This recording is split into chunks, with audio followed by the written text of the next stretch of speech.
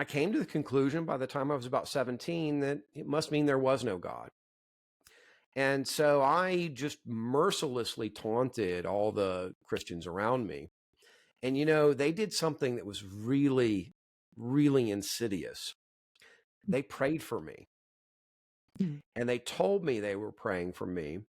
And I scoffed at them and I laughed at them and I did all manner of things against them, insulting and so forth. And then when I was working on my PhD in theoretical physics, when I was probably about 23 years old, I started to realize that the laws of physics absolutely look created. These are not random. You cannot take a random set of mathematical rules and make anything that would allow life to exist. As a young child, Edwina Adams was quiet by nature. She would whisper when speaking. In boot camp, she was thrashed for not yelling loud enough. But when she discovered her ex-husband was a con man, she started to make noise, proving you don't have to be loud to make some noise. Now Edwina's on a mission to motivate. So kick back and tune in for candid conversations with those who have harnessed the power of their voices. Let's make some noise.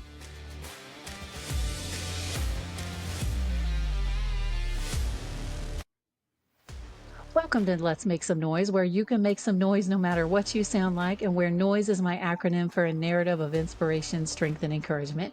And today I'm interviewing Dr. Sweater, which we're going to learn why he has that name, but it's also Stephen Mitchell. He is an award-winning international physicist who also has software he's created that helps children read. So welcome, Dr. Sweater. How's it going? Hey, it's going pretty well. I just realized I'm not wearing my sweater. It's all good. It's so funny because I just came across a video of yours where I learned why you have that name. So, formerly known as Dr. Stephen Mitchell, why do you go by Dr. Sweater at times? So when I created the TikTok account known as Dr. Sweater, it was back in very late January, so about 9 months ago. And it was initially to just promote a book that I've written that's not published yet about my understanding of the stories at the very beginning of the Bible. Stories like the Garden of Eden and the creation of the world and Noah's Ark. And about 3 days into the account, it went from being kind of Bible nerds talking with me to getting hundreds, if not thousands, of just anti-Christian hate comments. And one of them tried to insult me by calling me Dr. Sweater because I was wearing the sweater that I often wear. And I thought, that's just such a wonderful nickname. And a lot of my followers really liked it. And so I took it up. The other wonderful insult that I've been given on TikTok is someone called me a shaved Sasquatch once. Okay, well, I don't see that, but I do That like one, Dr. Sweater, and I love that you Dr. Sweater, I embrace that. think is a lot better because it does remind people of kindness. Because when people think of sweaters and cardigans in particular, what do they think of? They think of Mr. Rogers. And Yeah. did you know that Mr. Rogers was actually an ordained Presbyterian minister? I did learn that recently, and I've also learned, which is great to know, is that he was who he was on screen. That is who he was in real life. That's So right. I love that about him because you just can't say that about everybody. But I like that that was truly him. So that is so funny. You got attacked online, and you already turned that into something positive. And you mentioned that your book was about these books in the Bible, but I also learned that you were an atheist, and Yeah. you're a scientist. So how did this come about? What led you to atheism, and then we'll talk about what led you to change. Sure. So I'm from a small Mississippi swamp town, complete with alligators. And when I was growing up, Mississippi is the buckle in the Bible Belt. We weren't to church all the time. We were in church Sunday morning. We were in church Sunday evening, at least I was for youth group. We were in church Wednesday evenings. I was in vacation Bible school at my church, at other churches. When I was too old to go to vacation Bible school, I was volunteering and teaching. I went to, jungles in the Caribbean, to clear jungle on mission trips and all the things that you would expect for a kid who grows up in the church. My mother was an elder. Science versus religion was never an issue for us. And I know it has been for a lot of people. That was not why I left. I left because I saw the life of my youth director just completely collapse. So when I was 16, I gave the youth sermon, or the sermon on Youth Sunday. I also went that year, I left home and went to a state-funded boarding school for mathematics and science called the Mississippi School for Mathematics and Science, MSMS. And while I was there, that's when my pastor's life just collapsed, my pastor back home. And so I wasn't alone in really questioning why God let this happen. And it was just a mess that I'd rather not get into on here, partly because he did nothing wrong. And I don't know the details about everything else that happened to his life. But why do bad things happen to good people? Mm-hmm. That's been a struggle for humanity for thousands of years. There's a poem in Sumerian where a young man basically says that he's suffering and he hasn't done anything wrong. You look at the book of Job, which some people think is the oldest book of the Bible, and that's the complete and entire subject of Job, is human suffering. Now, Job's not perfect. Even my pastor wasn't perfect. But I started to question, how could a good and loving God allow bad things to happen? And I came to the conclusion by the time I was about 17 that it must mean there was no God. And so I just mercilessly taunted all the Christians around me. And, they did something that was really, really insidious. They prayed for me. And they told me they were praying for me. And I scoffed at them and I laughed at them. And I did all manner of things against them, insulting and so forth. And then when I was working on my PhD in theoretical physics, when I was probably about 23 years old, I started to realize that the laws of physics absolutely look created. These are not random. You cannot take a random set of mathematical rules and make anything that would allow life to exist. The best example I have of this is phase transitions. So back when I did academic research, I did computer simulations of phase transitions. So we're all familiar with phase transitions as like water goes from a solid ice to a liquid. That's a phase transition. There are, it turns out, thousands, if not millions of different phase transitions all around us all the time. And ice, for instance, has, I think, about 12 different arrangements of the molecules that are possible, different geometric arrangements, different forms of ice under different temperatures and pressures. The one we know of course, is very common, but others exist in very high pressures and different temperature regions. If you start to look at the math, and physicists have looked at this math, that's a normal thing that we do every day. You can go into the math and you can change the number of dimensions. We live in a universe of 3 spatial dimensions. You can look at it in 2 spatial dimensions or 1. 0 is pretty easy because it's nothing there. You can go to 5, 6, 20 spatial dimensions. What you find is that when you go to lower dimensions, you don't have phase transitions. 1 dimension, nothing really happens. You go to 6, 7, 8 higher dimensions, phase transitions go away most of the time. So there's a concept in condensed matter physics or statistical mechanics, depending on what you want to call it, that there's a lower critical dimension and an upper critical dimension. A, outside of that range, you can't have phase transitions. It turns out that when you start to look at it all, the sweet spot is 3 dimensions. 3 spatial dimensions is the sweet spot. If you want a universe that's complicated and sophisticated at the atomic and molecular level, which is necessary to have life, it really has to be 3 spatial dimensions. Well, what are the odds of randomly hitting 3 out of infinity? It's 1 out of infinity. The odds of a random universe being able to support life, it's not just 1 out of infinity. It's actually smaller than that, because that's just the number of spatial dimensions. There's all kinds of other parameters and equations in the mathematical structure of the universe that lower the odds even more. So literally, the odds of us being in a universe that is capable of supporting life is less than 1 out of infinity. Wow. Now, for the math people listening, that's a countable infinity, just so they don't, run me out of town. But when you start to appreciate that, you start to look at the science, the odds of us being here, they don't get bigger.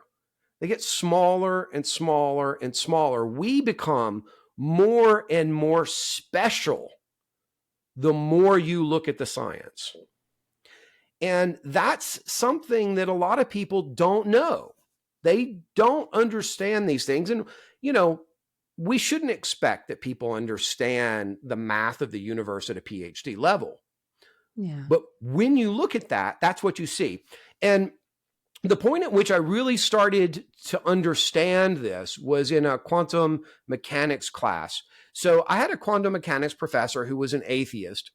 And I guess he heard that there were some Christians in the room. And at the time, I was probably agnostic. I wasn't pure atheist, because that's kind of an arrogant position, but I most certainly didn't believe that God existed. So he knew there were some Christians in the room, and so he started taunting them. So at the end of his lectures, frequently, he'd be lecturing for a couple of hours. Now, a lecture in quantum physics is all math and calculus. So at the end, he would write down on the corner of the chalkboard, because we were still using chalkboards back then, QED, which means, and it's done. And he would yell, "Hail Odin!" And he would turn to the class and say, "It's okay that I say this because I worship the ancient Norse gods." Now, all of us who were not religious would giggle, because we knew he was just taunting the people who believed in God, the real God. Mm-hmm.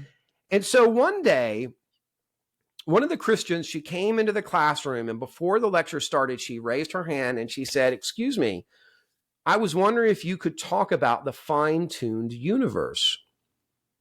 And I'd never heard of this before. So he comes around, he sits on the front of his desk, and he looks at the class and he says, "Okay, look, we have to be honest. The laws of physics certainly look created because of their extreme specificity. Extremely specific. If you change any of the parameters, you end up very quickly with a universe that wouldn't support life." He said, "But that doesn't prove that God exists, because we can only exist in a universe where the laws of physics make it possible for us to exist. And that's called the anthropic principle." And so, I thought about this for a while, and I ran into him out of class, and I said, "I've been thinking about this anthropic principle." And I said, "Well, that's not really what the comparison is. That's kind of circular." I said, "The real comparison is that we don't exist at all." And this is what the atheist professor said. He said, "That's right. We don't yet know why the universe exists. But I like to think that the idea of the universe is so compelling that it has to exist." And he walked away. And I thought about that, and I thought, doesn't that imply that there's a mind that the universe has to exist in before it exists? And so if the best argument that a PhD theoretical quantum physics professor had for the non-existence of God was that, I figure, well, maybe there is a God. So I started searching for that God, and I studied a lot of different religions. And one day an old friend of mine, I had actually been his lab assistant when he was working on his PhD at Louisiana State University in high magnetic field laboratory. And I wrote all the laboratory data analysis and acquisition for that lab when I was an undergraduate.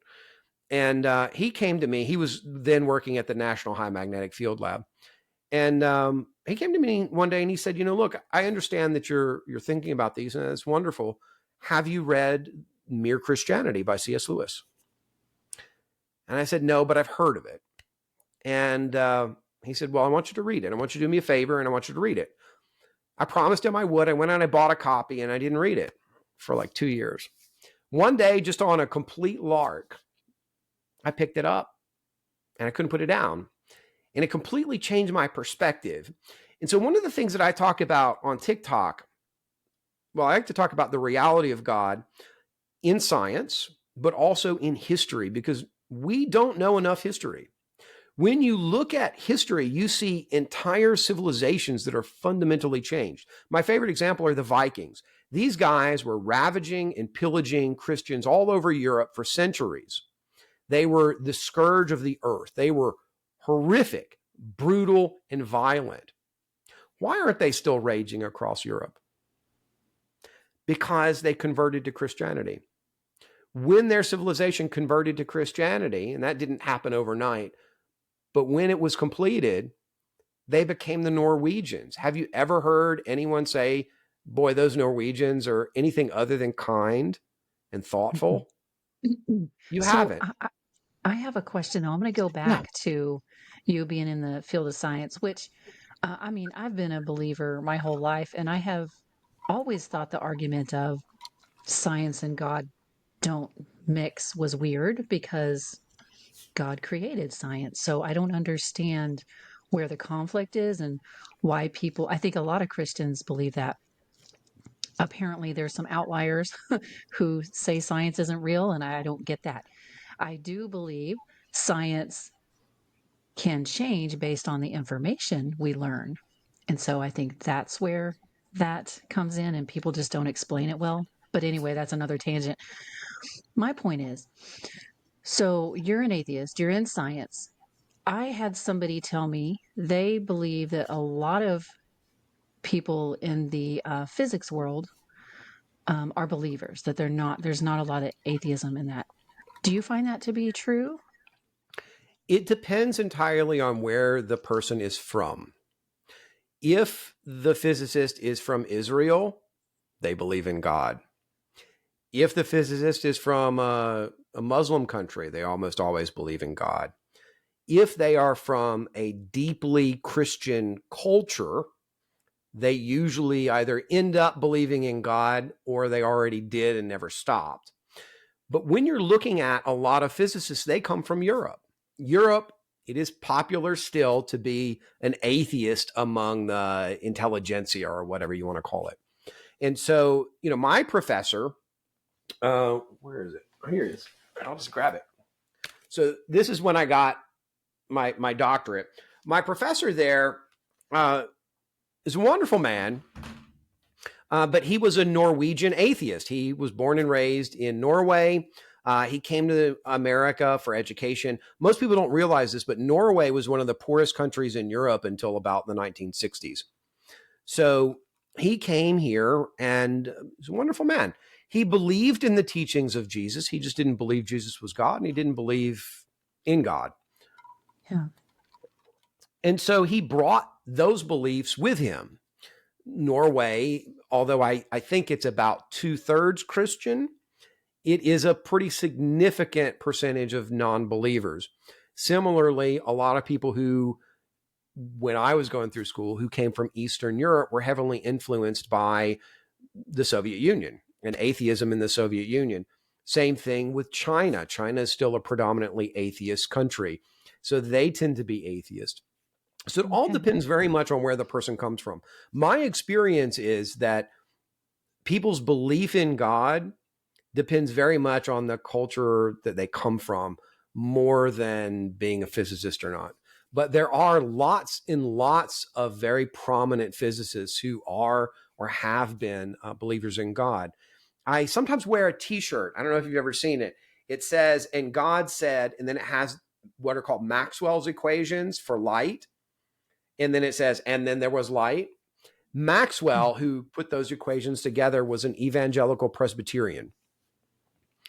Heisenberg, the famous quantum physicist, was a famous Christian.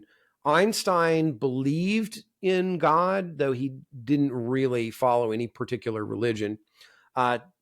You've probably seen Robert T. Bacher. He's not a physicist, but he's a very famous dinosaur evolution scientist. And he used to be all over the place. He's got a big bushy beard. He lives here in Texas.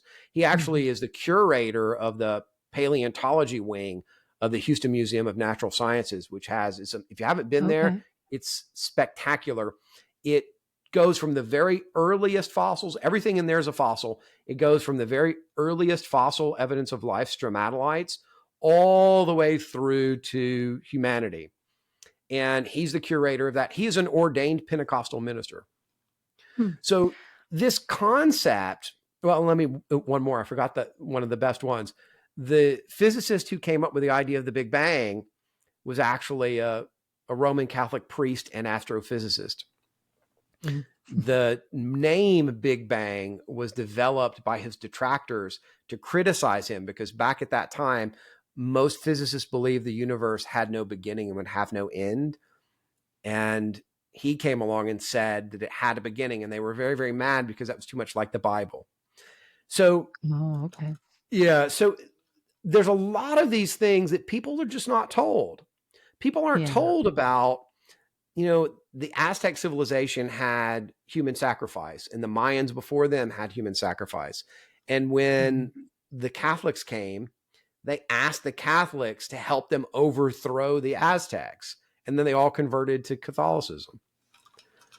These things are not told to people anymore. And they should be, because they are real. These are real things that happened in the past. And particularly the Big Bang. How many times have you heard of an atheist throw out the Big Bang as some sort of evidence against God? And yet, that's a Christian idea. Right. He said, "Let there be light," and bang, there was light.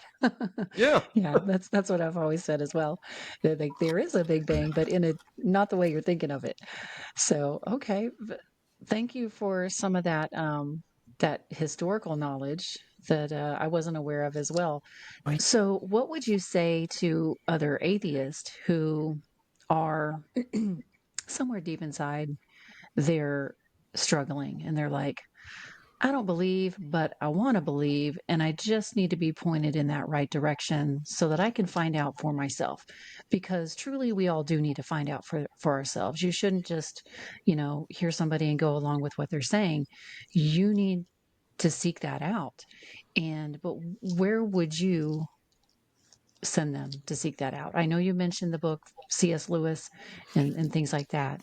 So C.S. Lewis's book, Mere Christianity, is a great book for people who mostly believe there is a God of some form, but they're not really sure. What I actually recommend for people who don't believe in God is to study science and to study history. And let me give you another C.S. Lewis book here. Let's see here. If I can find it looking backwards. I'm going to turn here so I can see it. Is it here? So the screw tape letters, this is backwards. In the very first letter from Screw Tape, I've got this section highlighted. I want to just read it if you don't mind. Sure. This is the advice for people who don't know about the Screw Tape letters. This is from C.S. Lewis, and it is a set of letters that he imagines being written from a demon to a junior tempter demon as advice on how to basically steer a person away from Christianity. And this is at the end of the very first letter that Screw Tape writes. And he says, keep pressing home on him the ordinariness of things. Above all, do not attempt to use science, I mean the real sciences, as a defense against Christianity. They will positively encourage him to think about realities he can't touch and see. There have been sad cases among the modern physicists. If he must dabble in science, keep him on economics and sociology. Don't let him get away from that invaluable real life. But the best of all is to let him read no science, but to give him a grand general idea that he knows it all. I get a lot of atheists, militant, anti-Christian atheists on my website, or the TikTok rather, and they almost all have one thing in common. They are scientifically illiterate. And so you think a group that claims to love math and science and hold it higher than all things would actually know something about it. And they don't. They don't know the first thing. And so when you start to study mathematics and you study physics, one of the first things that pops out is the number of ordered or structured states or possibilities is really, really, really tiny compared to all the chaos of other possibilities. And that's pervasive from basic math all the way through to what we were talking about with phase transitions. The number of meaningful states or arrangements is very, very small. And so the odds of just picking one is basically infinitesimal. And in fact, as we were talking about for the number of spatial dimensions in the universe, it is literally infinitesimal. And so I think when people start to study that, they start to get a real impression of something that's completely different. For instance, what would you say the universe is made of? Water particles? A lot of people say matter or energy or matter and energy. If you ask a theoretical physicist, most of the time we will tell you something like this. The universe isn't made out of anything at all.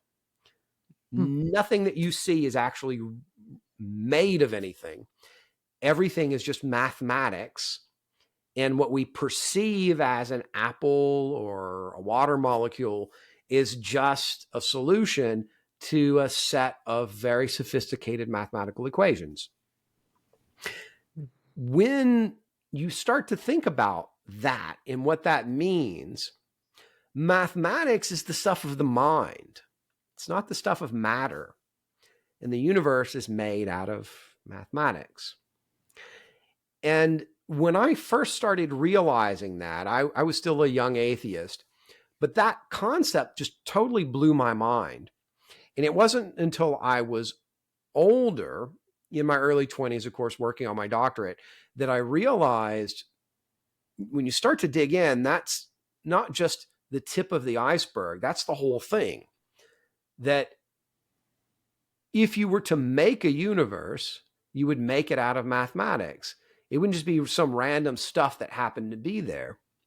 And I spent many years of my life actually making universes inside of the computer and changing the laws of physics and seeing what would happen.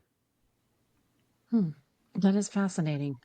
I see what you're saying. I guess I've never heard it put like that, but even when you look, under a microscope at all the things, whether it's a snowflake or a spider web, you could see that math is involved, and it's so highly detailed. It's mind-boggling. It's mind-boggling. It's absolutely mind-boggling. Amazing.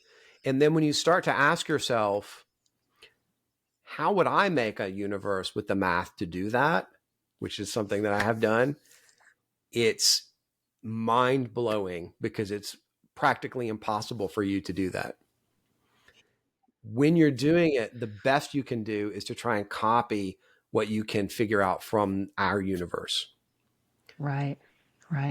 But to just come up with that on your own would be impossible. It would be impossible because you just think about the number of possibilities of a simple equation between two things. Are they going to attract? Are they going to repel? What are the possibilities for the equations of that? Well, it's an infinite number of equations. The ones that tend to make sense in the real world and have matter that does stuff useful are repelling on a short range, so that they do that, they stop, attracting on a short range, so they come together, and then they might do some other kinds of things on the very long range in kind of a smooth way to repel or attract each other. Anything that's significantly deviating from that general pattern will cause a universe to either implode into a black hole or explode out forever and never have anything meaningful. It's a very, very narrow range of things that you can put in there and not get something. And that's just the simplest way of looking at it. Then you have all kinds of angles and things that are necessary, and that becomes even more complex.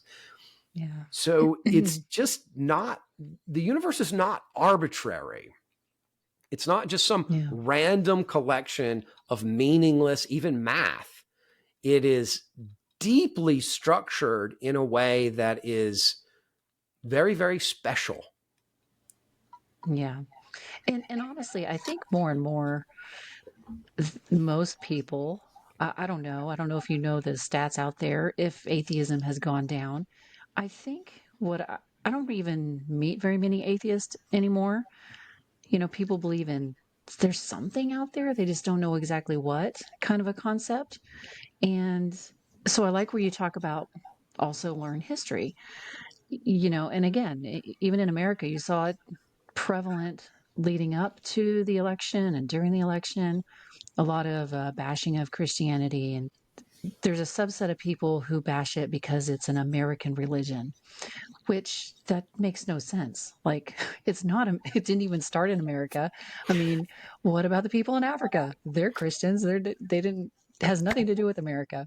So just not having that historical knowledge is baffling. And yeah.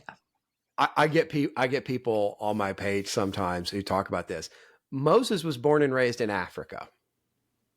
That's where Egypt is. Mm-hmm. At the time of Moses' birth, not a single person in Europe could read or write. Not one. They were barbarians. When Jesus was born, he was born in Asia. And he made, as far as we know, only one trip out of his region, and then he went to Africa. He never set foot in Europe. Right. Europe is powerful historically because they were Christian, not the other way around. You know, you look at one of my favorite examples of history is you look back out of all the peoples of the Bible that are mentioned in the Bible, you have the Egyptians. How many people today worship the Egyptian gods? Yeah, I don't know. None. Zero. Okay. Nobody worships Ra. Now, there might be some people now who claim to worship Ra, but they weren't worshiping Ra 100 years ago. That's a neo-pagans who invented something new. You have all the Mesopotamians and the Babylonians and the Sumerians. How many people are worshiping their gods? Zero. You have all the Canaanites, Molech and Ashtaroth and Baal, all these powerful gods. How many of them are worshipped today? None. How many people are there from Egypt? Modern Egyptians are Arabs. Ancient Egyptian civilization died out when it was conquered by Alexander the Great a few hundred years before Jesus was born. That civilization is gone. Mesopotamia is gone. Rome is gone. Nobody worships any of their gods. They're all gone. Well, I'm gonna push back on you a little bit.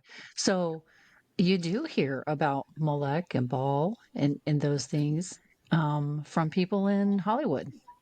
They sing, they've sang about it, they talk about it, and a lot of times they've talked about it and sang about it for years, and people just either weren't paying attention or didn't take them seriously. But now we're like, oh, maybe they were serious and they are worshiping them. Well, there are neo-pagans, right? Okay. And sometimes I'll get like a neo-pagan, the ones that are the most adamant are the neo-pagan Norwegians. So there's a group of people in Norway who think that they worship Thor and Odin and so forth. Then you start to ask them, well, worship of those gods died out about 1,000 years ago. That's well known, historically documented. When you start to ask them about their beliefs, it turns out that their beliefs are culturally Christian beliefs. They're not the beliefs that powered the Vikings. These people believe in treating people kindly and fairly. Viking warriors didn't treat people kindly or fairly. They didn't value that. That wasn't part of their value system. So what's happening is people who feel spiritual are taking random things and they are endowing those things with Christian values, but they don't understand that that's what they're doing.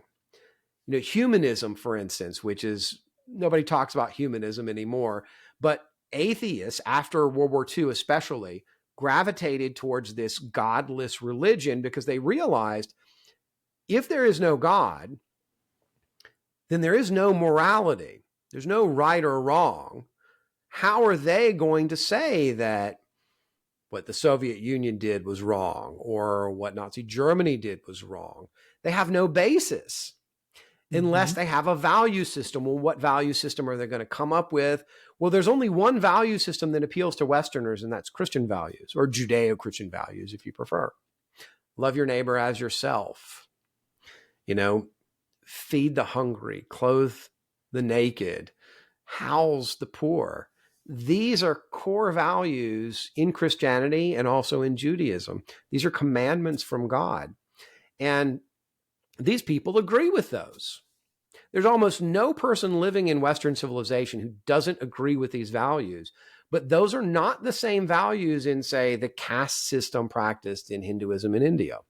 Or, some countries have horrific women's rights, right? Yeah. They don't have the same values. Over in the New Testament, it says in Christ, there is no master, there is no slave, there is no male, there is no female, meaning that we are all equal in the eyes of God. That's a Christian value. That's not a value that every society in the world has. And people don't know that. And one of the reasons I know that is I've known people and had good friends from almost every single country in the world. When I was living in the Netherlands, after my doctorate, I moved to the Netherlands and worked as a research scientist for several years. I had two really good friends there. One of them was born and raised in communist China, and another was born and raised in the communist Soviet Union. The one from Soviet Union, he actually grew up in a city called Novosibirsk. Do you know about that city? I do not. So in the middle of Siberia, there's a city called Novosibirsk, which in Russian means New Siberia. And they were so afraid, the Soviets were so afraid that their scientists were going to defect and leave, that they put all the scientists in a city in Siberia where they couldn't escape. And so there's this grand city of science in the middle of Siberia, and his parents were scientists, and he grew up among Russian scientists.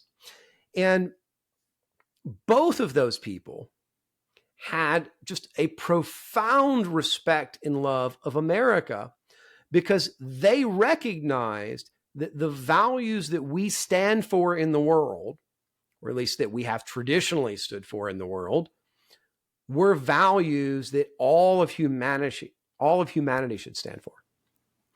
Yeah. And those values are in the Bible. That's where they come from. They don't come from just, we just made something up.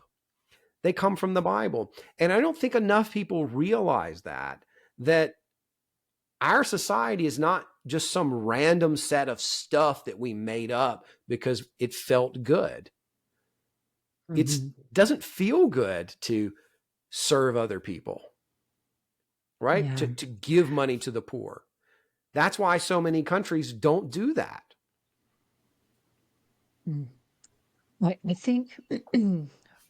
think what I see is where people have a hard time is that, okay, sure, yeah, maybe there's a God, there's something there, I don't know what he is.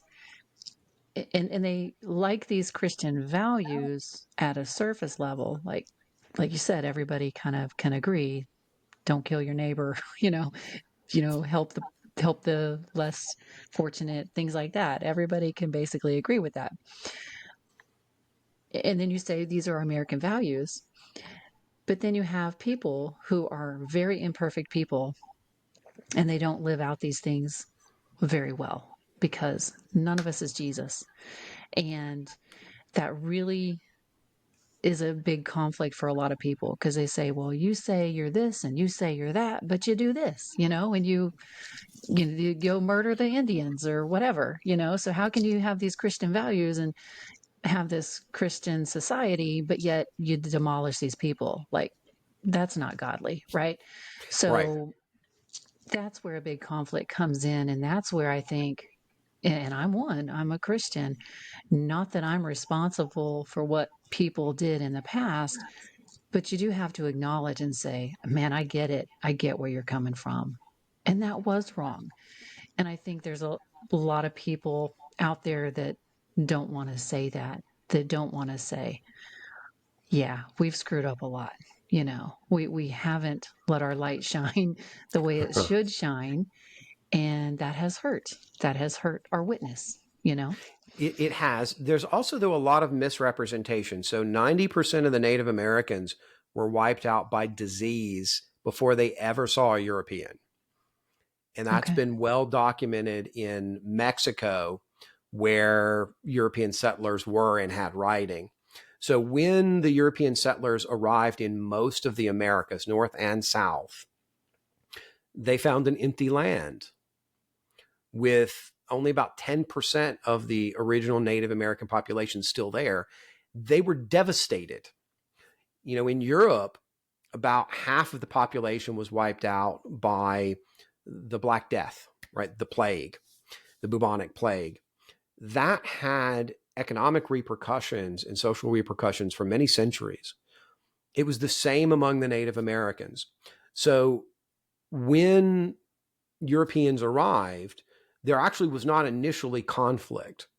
That conflict came about later when the numbers of Europeans were large and started grabbing more land. And there were some terrible things that were done by European Christian settlers against Native Americans, but it wasn't the genocide that a lot of people tend to claim.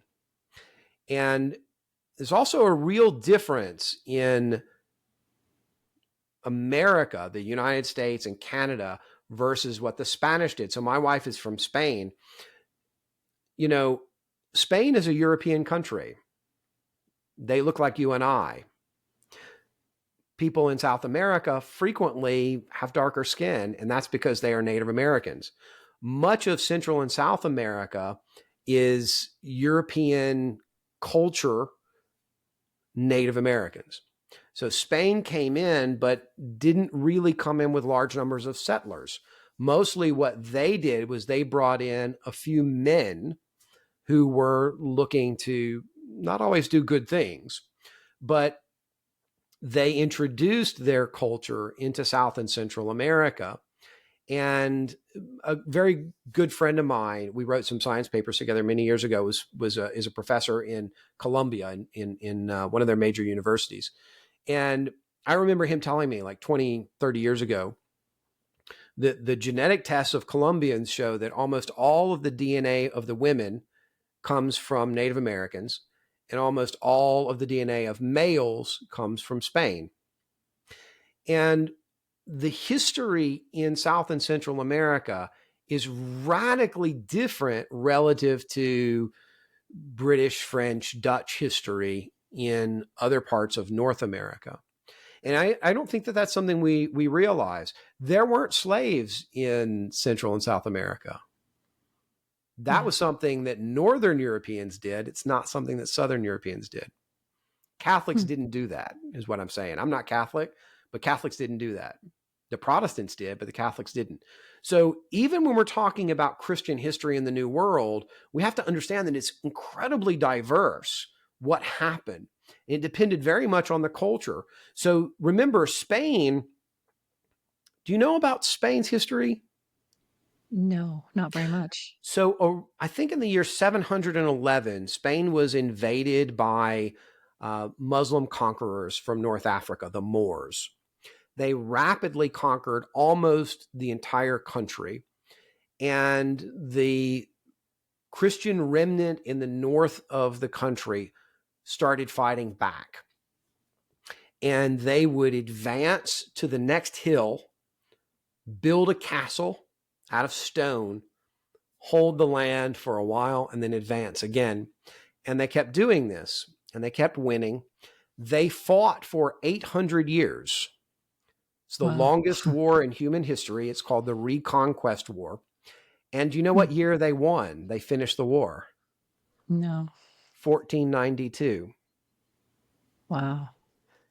That year, this crazy guy Columbus comes to them and says, hey, I've got this proposition. He'd actually come before. This wasn't his first time. And this time they were like, well, we're celebrating. Yeah, we'll send you over there. So when he comes back and they realize they've discovered a new world, what's the first thing that the king and queen think about? They're known in Spain as the Reyes Católicos, the Catholic king and queen, or there was only Catholicism. That was the only form of Christianity. So really, it's better to think of them as the Christian king and queen. And what do they think? They think the Great Commission. God has just, this is what they think. God has just saved our nation by supporting us for 800 years. Now God has given us a whole new world to bring Christianity to. And that's what they did. They brought Christianity to a whole new world. That wasn't what the North Europeans did. When the French and the English came, they were trying to expand into new territory and make it English. The Spanish weren't really trying to do that. They brought their language and their culture, but Mexican food isn't anything like Spanish food. Spanish food is like Italian food. They didn't enforce their culture. They just brought the religion and the language and the technology with them. And they built cathedrals and they built churches and they built universities. The oldest universities in North America are in Mexico, were built by the Spanish. They're not in the northern part of the US. And so they made it their mission to convert the Native Americans to Christian. Now, a lot of people claim that it was done at the sword, but that's not really true. How many people do you know from Mexico and South and Central America who talk about not being Catholic? It's not very many. And when they talk about not being Catholic, they talk about becoming Protestant, right? The great symbol of the Reconquest is this right here. This is the cross of Santiago, and he's the patron saint of Spain. You and I, assuming you're Protestant, you know him as James, the brother of John, who wrote the gospel. James, so tradition says, is buried in Spain underneath a cathedral known as Santiago de Compostela. That is the most popular Christian pilgrimage in the world. The last year that I know statistics for is from before the pandemic. 300,000 people made the pilgrimage. Over 100,000 of those people walked 500 miles from France over mountains to get to his burial site. That's the traditional, there's just multiple routes, but the French route is one of the most traditional. That's still practiced. In fact, it's more popular today than it was 30 years ago or 40 years ago. My wife and I are going to do a small part of it in the summer, just a week. Christianity is deep in the Spanish mindset, even today. And when we look at the history of Christianity around the world, none of it's perfect because none of us are perfect. You know, Moses was a murderer, right? He wrote the foundation of the Bible, the Torah. Paul, who was the primary influencer of early Christianity moving to the Gentiles, he persecuted the early church before he was converted. Right. None of us are perfect. No history is perfect of any people anywhere. But the best options we have are to follow the teachings of Jesus as best we can, as close as we can, and to really try. Yeah. And the reason is, it goes back to that moral standard, right? don't kill, don't covet, don't do all these things, which we all agree to at heart. And we don't know why, but it's just like an internal It thing is. that It we can is. agree to. Very fascinating. Well, you are definitely a wealth of knowledge. We could talk for hours, but you're definitely well read. I see your books back there. And this Yeah. is probably why you felt driven to create a software that helps children read. So if you can just quickly Yeah. tell us about that. So back when the pandemic hit, my youngest, I know I've got a lot of gray hair, but she's now almost 10. Our youngest child was just starting kindergarten in that first full year of the pandemic. And there was remote learning. If you've ever seen a wiggly kindergarten try and learn through Zoom, it Yeah, doesn't I have work. seen that. You It have seen that. doesn't. It doesn't work. It doesn't work. So we started questioning it, and the school said, well, this whole pandemic's going to be over in a few weeks. Well, when I was working on my doctorate, one of our research team members, his specialty was simulations of pandemics. So although that wasn't my specialty, I knew we were going to be in it for a while. So my wife and I decided we're just going to pull our little one out and I'm going to homeschool her. Now, she, of course, speaks English beautifully. She has a wonderful job. She's got 3 master's degrees. But she learned to read in Spanish first. And Spanish is very easy to learn to read because they have rigid phonics rules. English isn't like that. So she didn't feel like she could teach our daughter how to read very effectively. So it fell on me. And I wanted some software to help her learn to read. And I looked around and everything I saw was just some noisy video game. It didn't have any real educational value. A couple of things that I saw that did have educational value only taught a few words, or they were very bland, like a corporate committee had made them.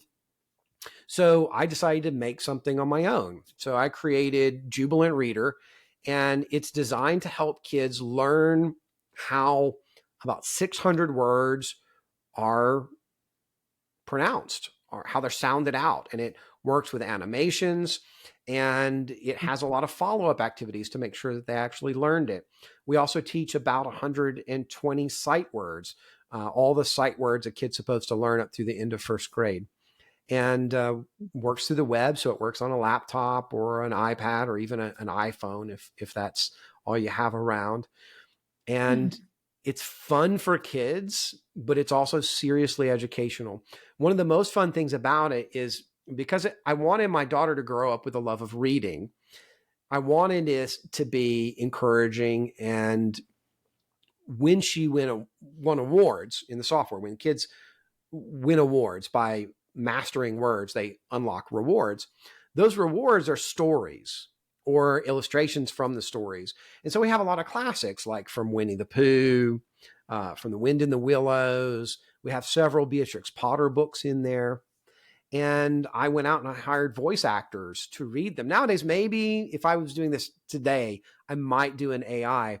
But a few years ago, when I was making the software, the AI voices were terrible. And so I went out and, I interviewed and auditioned. I think for the main voice of Jubilant Reader, we had 100 different voice actors audition. And I picked one that was just absolutely amazing. Interestingly, English is not her first language. Her first language is Spanish, and she learned English later on, but her accent is just perfect. That's incredible. Yeah. So, if people do have children or grandchildren who are learning how to read, we focus on those first couple of years that are so hard: kindergarten, first grade, second grade for some kids. We've had kids as early as 4 using our software. We've had some kids as old as 9 and 10 using it. Just depends on the kid. And we have a free 30-day trial also. Oh, good to know.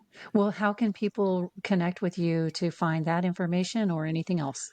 So they can for Jubilant Reader, you can go to jubilantreader.com.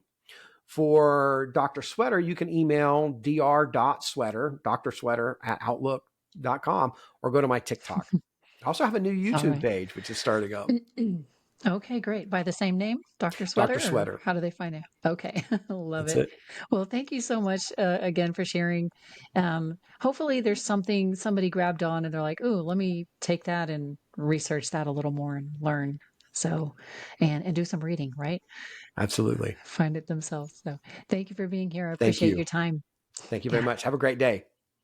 All right. Thank you, everyone. Hey, thank you for listening. Two things. If today's episode brought you inspiration, strength, or a new perspective, I would be so appreciative if you subscribe and leave a review. Your feedback helps me keep bringing stories and insights that matter most to you. And second of all, to stay connected or engage with the community, go to edwinaadams.com/links. That's LINKS. And remember, you're one step closer to building beyond your adversity and crafting a life of impact and purpose. Keep making noise, and we'll see you on the next episode.